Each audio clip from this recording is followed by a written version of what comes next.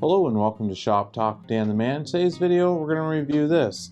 This is Ridgid's Reciprocating Saw, and I'm going to do something I've never done before, put it through its toughest challenge and try to cut this big log here. So stay tuned to find out more. Hello, if you're new to this channel, my name is Dan Shannon. I enjoy woodworking as a hobby and being out in the shop. On this channel, dive deep into my shop as we explore tools and tool reviews, as well as chatting about everything related to woodworking. If this grabs you by the tool belt, please subscribe to my channel if you want more videos like this.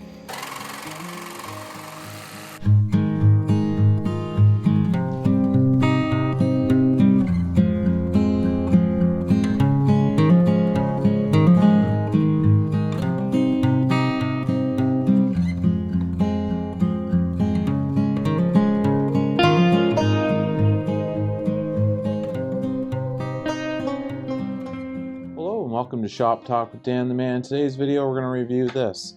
This is Ridgid's Cordless Reciprocating Saw.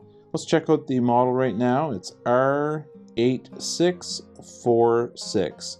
This is Ridgid's brushed reciprocating saw. You can get a newer model that is brushless. The reason why I chose this one is they had a great sale on at the time, and I thought for around the house and what I'll be doing with it, it's a perfect tool. It does the exact thing that I needed to do for job to job. And sure, if the brushless one would have been on sale, I would have bought that as well. But for this, it's a great tool, and I'm going to jump into why it's a great tool and the features and the overall capabilities of it. I'm going to put it through some testing, some challenges. You've seen that big log I had. I've never cut anything that big with this, so I'm going to see if that'll do it. And then we'll jump into some final thoughts. So, features.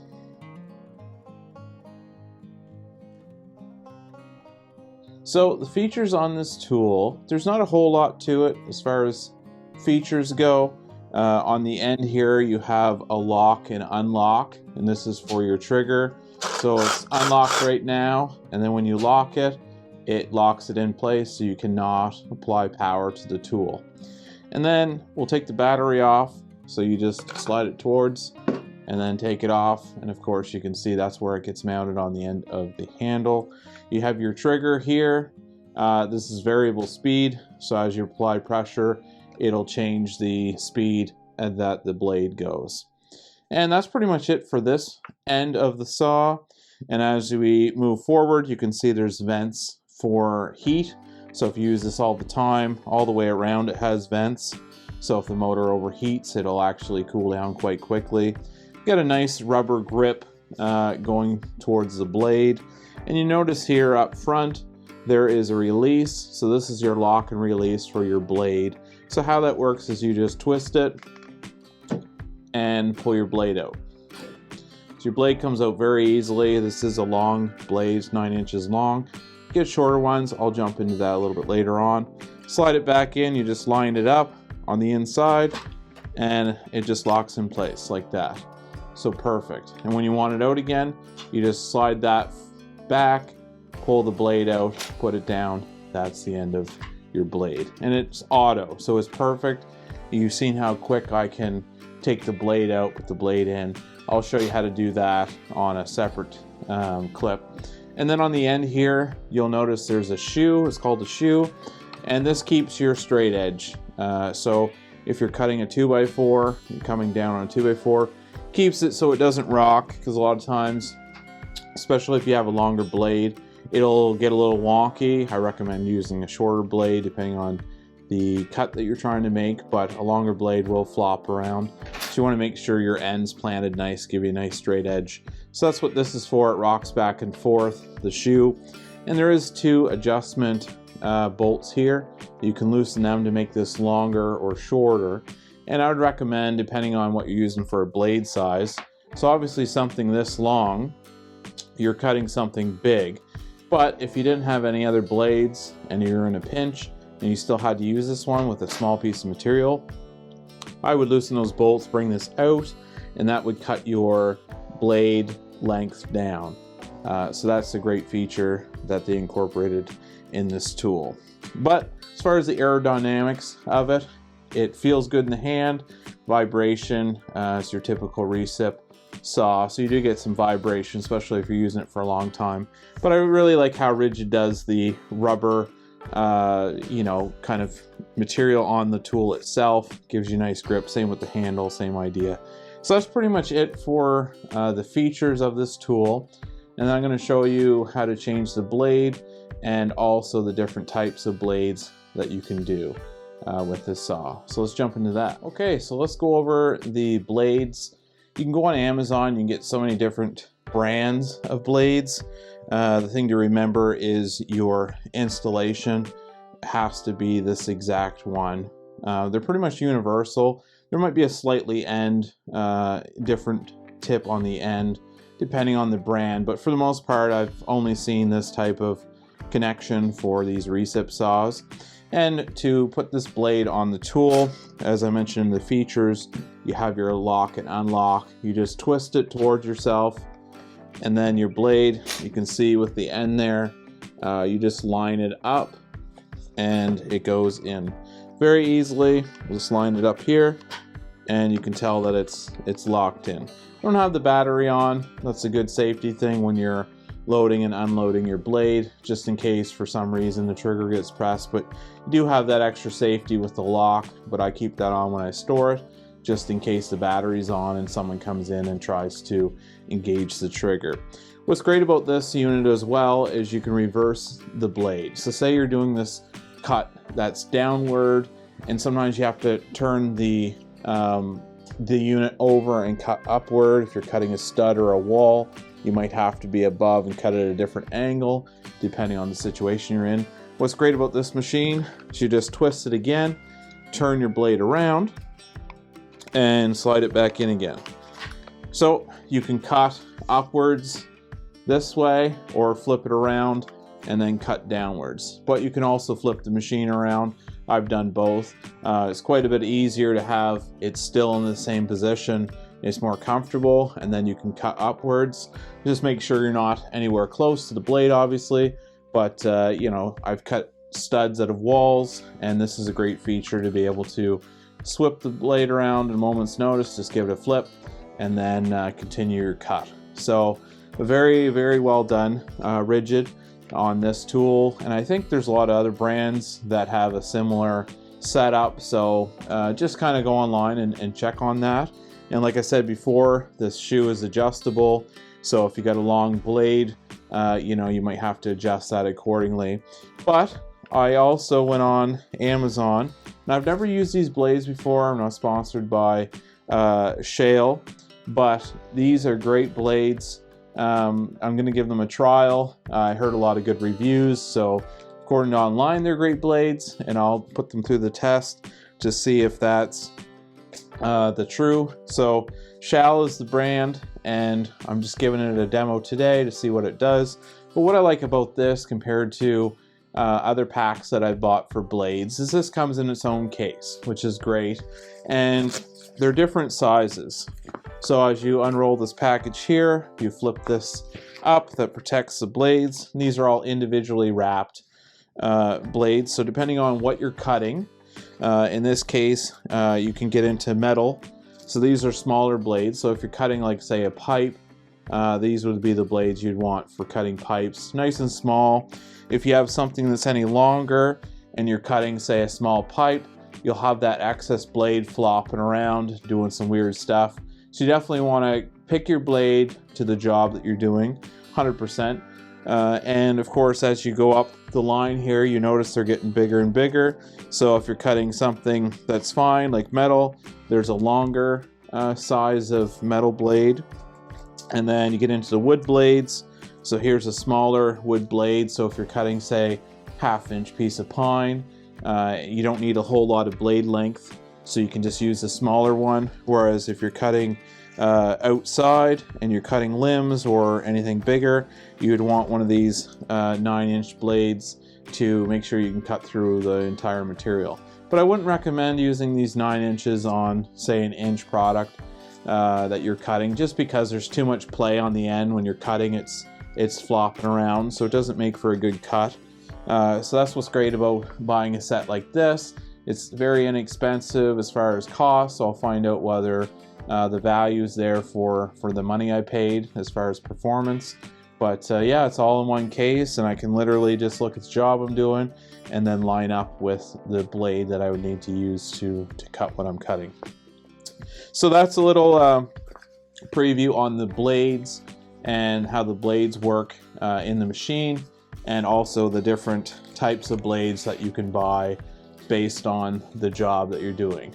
So once again, I would always recommend you sum up the project that you're working on and then apply the blade that best fits the project, so you're not putting yourself in an unsafe environment.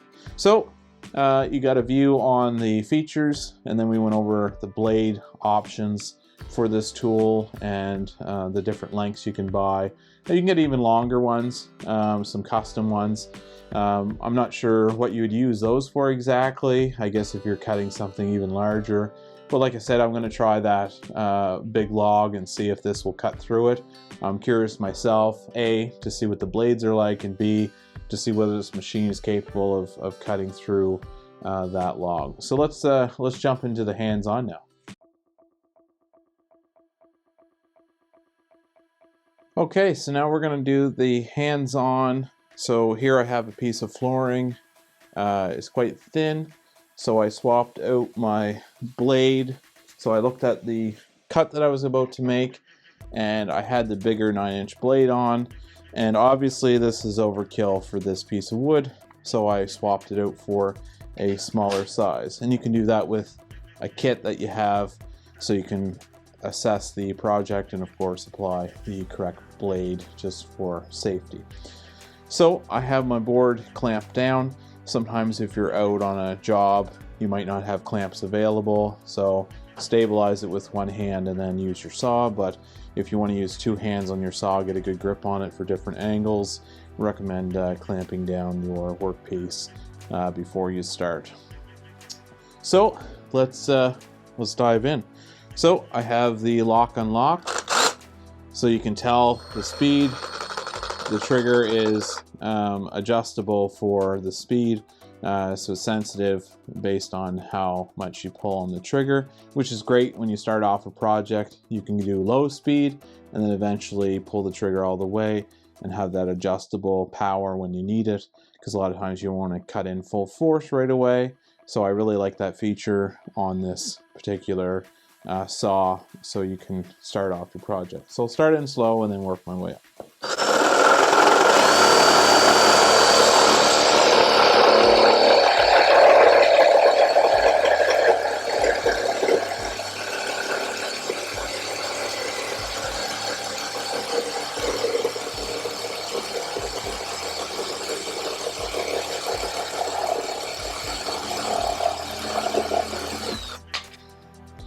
So as you can see there, that cut that no problem at all. Sometimes if you're cutting in at an end and you want a different angle, that's what's great about the shoe here. It'll change the approach angle flush on the board. So I really like that. So if you got a weird cut you got to make, like I've done flooring where you got to notch something out with the saw, you can do all types of different angles coming from different spots, and you know, it's great for that. So we cut this board very easily.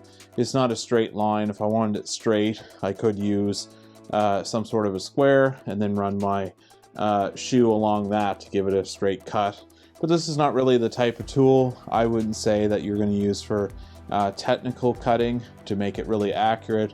I would use a jigsaw on this or circular saw if I wanted a straight cut.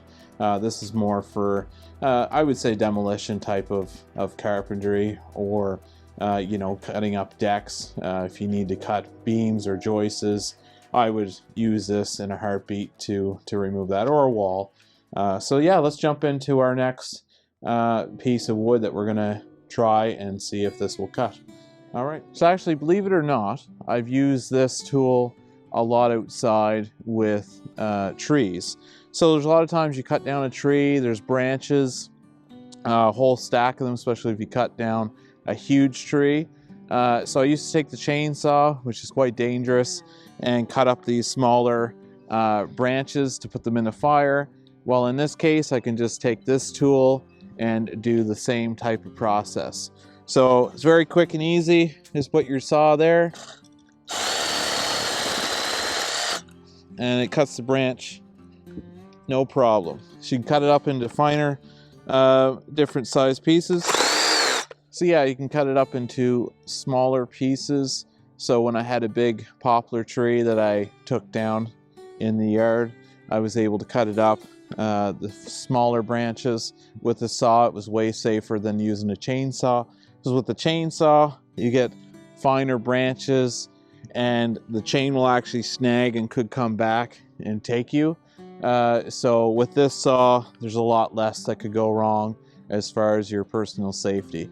So this has actually been a useful tool for cutting up small sticks and branches off of trees. So yeah, if that's something that you haven't thought of, maybe give that a try with this saw, and you'll be quite impressed with how well it works. All right, let's jump into the next thing. Okay, so here we are at the final test, the test I've been waiting for, to try out this new blade and the saw to see whether or not it'll actually cut all the way through. So this is a big piece. I don't think I've ever cut in anything this big. Usually a 2x6 or 2x4.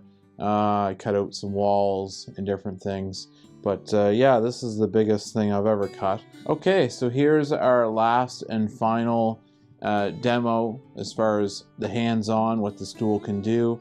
I'm really excited to bite into this board and see what happens. So let's go ahead. I'm going to start it this way and then kind of work my way down.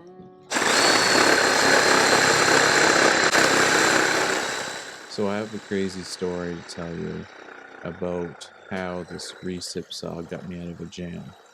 So you might have noticed recently we got a lot of snow in Nova Scotia, and I had to use my snowblower. And while I was using my snowblower, my kids love to play with sticks and build forts. Well, they left a couple sticks on the ground, and when the snow came down, it covered them up. And it was a path that I always used the snowblower.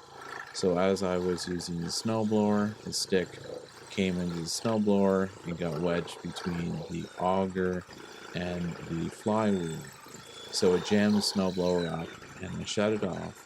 And the only way to remove this stick, because it was wedged so badly, was I had to use this recip saw. So you never know what kind of jam you're going to get into, and this tool will be able to save you from. So keep that in mind with this tool. It's useful in many different situations.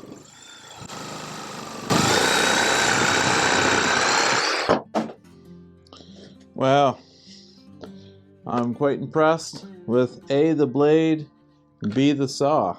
It cut through there quite well.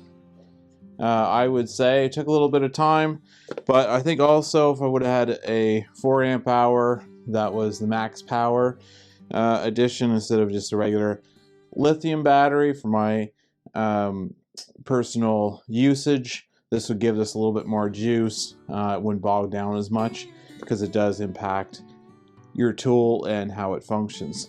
But yeah, I'm very impressed with how that cut. Cut that no problem. And yeah, nothing to say here, but great saw. Okay, let's jump into some final thoughts. Okay, some final thoughts on this recip tool, also called a Sawzall tool. There's different brands, different names for this. I call it Recip for short. Someone was on the job site and said, "Hey Dan, hand me the Recip." I knew exactly what they were talking about. So yeah, different names for this tool, but at the end of the day, it is a recip saw, and that's what it's used for. Final thoughts in general, I would say this is a great tool to add to your shop, great tool to add if you're outside, like I said, cutting branches, smaller things around the yard up, maybe even some scrap wood that you have lying around you need into more manageable pieces, and you're going to burn it anyways. Why not grab this tool and give it a quick cut. And I would strongly recommend, like I did, buying a set of blades off of Amazon or wherever you'd like, Home Depot. But I like this because it's in a case, so it's great on the go. Just roll it up and throw it in your bag or take it with you wherever you're going. And I can't stress highly enough, always use the right blade for the job. That way you're not putting yourself in harm's way, or in this case, if you're cutting something small and the blade is long, it'll flop around on you. So use the right blade for the right job that you're tackling. But overall, the only thing, if I could change on this tool, which they did with the new one, is add a hook. So a lot of times I find if I'm cutting, it'd be nice to hang it up on the wall or out in the woods, hanging up on a branch as I'm cutting. So having a little metal hook on here would be great. But yeah, when it's all said and done, there is more powerful recip saws out there. The new generation is brushless, but like I said, when I got this, it was on sale. They were just introducing the brushless design with the newer changes, but for my usage, and maybe yours as well, for all the time that you'll use it, this tool will be perfect, and this model will be perfect for your needs. So no matter how big or how small your shop is, just encourage you to get out there and use whatever you have for tools. In this particular case, we were talking about a recip saw, but really any of your tools that you have, just get out and enjoy your shop. And if you haven't yet and you want to be part of the Shop Talk family, please click that subscribe button below and ring that bell so you have all the notifications and you're part of my channel. I appreciate it. Please give me a thumbs up, and as always, have yourself a great day, and don't forget to check out this video here.